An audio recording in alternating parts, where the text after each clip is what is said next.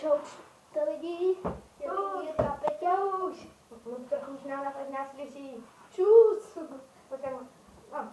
Ne až tak moc nahlas. Takže, může začít. S čím? Se vtipama přece. A jo, tohle je naše první video ze série vtipů, tak já si začnu s prvním vtipem. Je Ital, Američan, Čech a Cigán na mrakodrapu. Tak Ital odhodí láhev vína a říká, mám jich doma hodně, musím si to dovolit. Tak Američan po chvilce vyhodí dola a říká, máme jich doma hodně, můžeme si to dovolit. Tak Čech tak kouká na Cigána a Cigán za chvilku říká, jestli tě nenapadne nějaká pičovina, tak tě zabiju. Tak máš nějaké vtipy? Tak řekni. Ale já nevím, jestli Je dobré. nekopíruju. Víš, jako Jo. teoreticky bych mohl kopírovat stejka, to já nechci.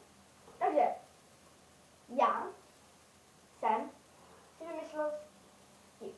Tak dělej. Jde vir k počítačovi a počítač říká, kdo jsi? A vir na něj, já jsem tvůj program. A počítač říká, jaký? Vir. Počítač řekne, jaký vir? Vir. Jaký vir?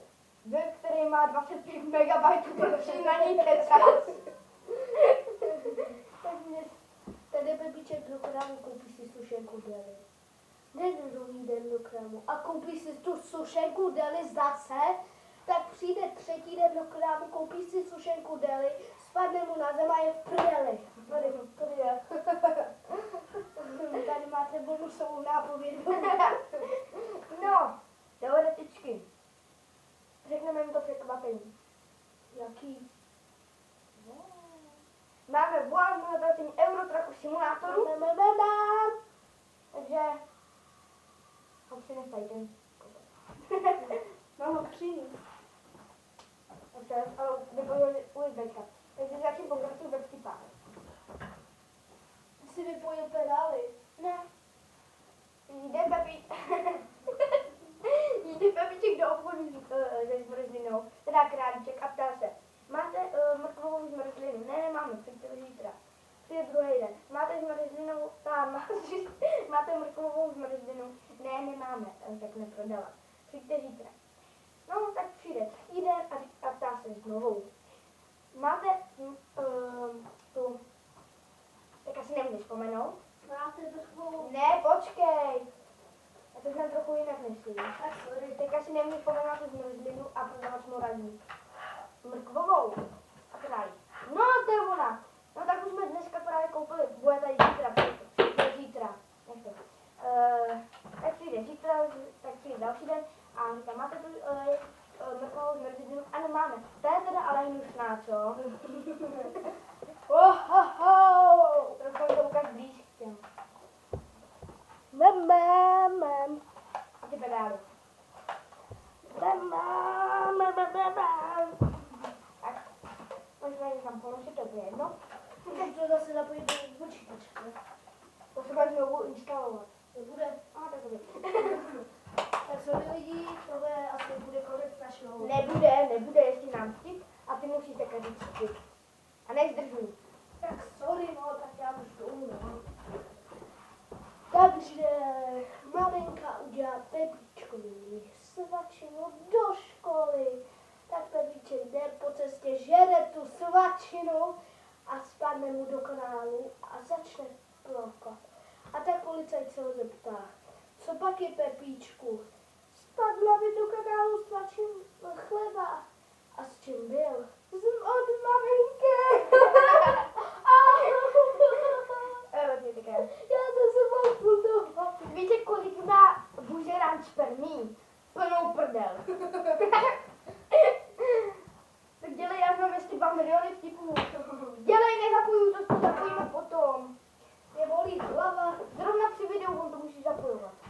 No tak začnu si vtipem. Než mě přestane bolet. Dobře. Já znám ještě Počkej. Dá se kluk holčičky na píškoličku. Holčičko, umíš počítat? A holčička není. Ano, a do kolika? Do 10. Tak počítej s tím, že to bude bolet. Tak já tu mám další.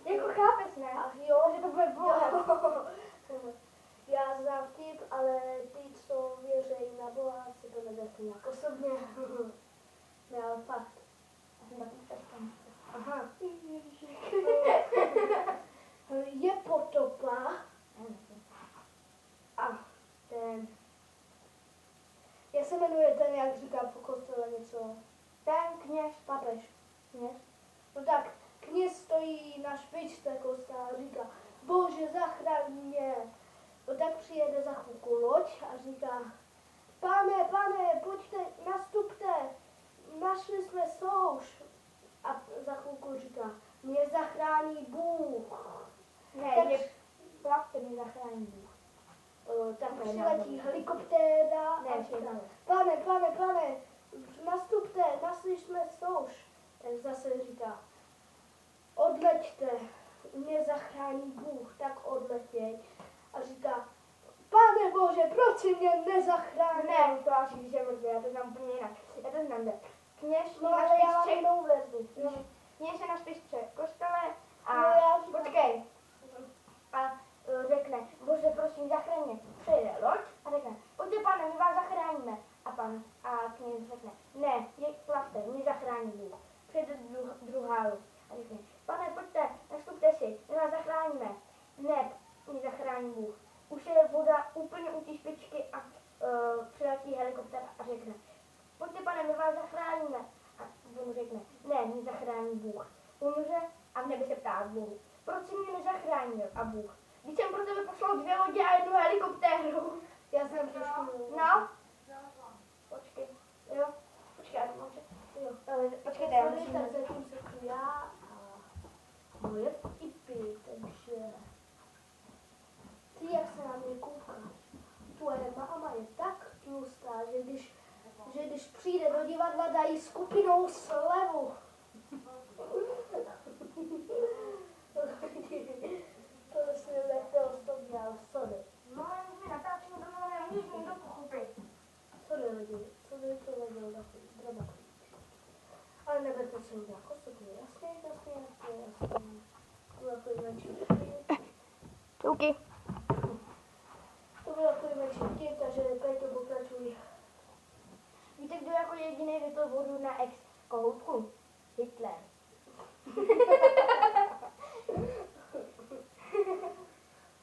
Znáte si jakou vodu z kohoutku? Jo. Znáte si jakou Jo. vodu a z jakého kohoutku? Tak jo, jde kluk s dvojkou schování, jde kluk s dvojkou schování, s dvojkou schování, jde kluk s 5 schování. Najednou tam běží sportovkyně hubená 5 kozy a říká jeden z nich, já jí slíknu sukni. A ten druhý říká, já jí slíknu kalhoty. A ten třetí říká, a já jí dám přes čuráka. What the? Já teda znám ještě jeden typ. Ale- před chvilkou, že 2 miliony. To je jedno. No. Já. Pro ten Jelikož to je ten pořad není hodné pro děti a mladistvé. Takže A děti když- do postýlky. A když tak... Počkej, až spát. A když vám to tak budu tak ticho. Jak vám víš, prostě je to černý humor? To znám. Nebo ne, je to černý humor, je to o černém humoru. No tak už mluv. Takže přijde kluk k policajtu a říká, pane policajt, a ten policajt, tak co je už mluv? A on, už nic. A přijde druhý den, říká, pane policajt, už jsi zase tady. Ano, a teďka vím co. A co? A nevím. Tak přijde třetí den a teďka, pane policajt, prosím, teďka nemluvte. Sakra. Přijde pátý den a říká, čtvrtý, a říká, pane policajt, já si říká, pane policajt, mě, přijde pátý den a říká, pane policajt, mě tam ten kluk, který u nás bydlel, mi říkal o černém humoru, proč toho nezatkli? Ten už byl někde v prdeli a je strašně daleko od nás. To si myslíte, že to je černý humor, když nás takhle napálíte? A co jsem udělal? A co tady vůbec dělám? Jste na policejní stanici a ve vězení. Čaute. A tak v té věznici, že jo, to prdele, co tady dělám? Ještě tady mají tu lopatu. Aha, napíšu v tomhle. Napíšek. Ještě tady mají to prostě... Ještě tady mají to... Ne, to nic tady nemají. Milhausi. Bank. Říkají v televizi. klid. Yes, mám tady aspoň televizi. Takže přepne na prostředu a kouká. Jenom tam přijde Polda a to je zakázáno. Dobře, vypne to, že jo, a říká, odejde tam Polda, že to zapne. A říká, píše, že jo, přes SMS-ku, přes mobil, protože tam někdo, nějaký debil tam zapomněl mobil a on přesto píše SMS-ku do prostředna, aby mu poradili, jak se mají jídlem dostat ven z vězení. No to oni poradili a on si vzal, počkejte, on si vzal teplou kaši bramborovou a vzal si ještě náhradního jako dlouhýho ptáka. Kdyby teda ho nezabral. Policajtu vypije tu nejhorší kaši. Hodil mu jí do obliče. Ten Polda úplně odpálil obličej. To byla policajtka, on si nasadil ten penis. A šli na policajt. No, a takhle vznikl malý Farda, který byl ve vězení. Já tam další tip, jo.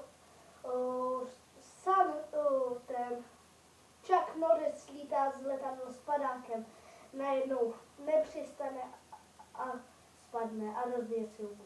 Druhý den ho přijde reklamovat. Takže, teď jsme pro ten díl všechno. Ještě jedno slovo na závěr, výtečně. Dobrý, už Jo, máme nakázat Simpsons and hit and round. Takže Já jdu spát a Goodbye. Goodbye. Good.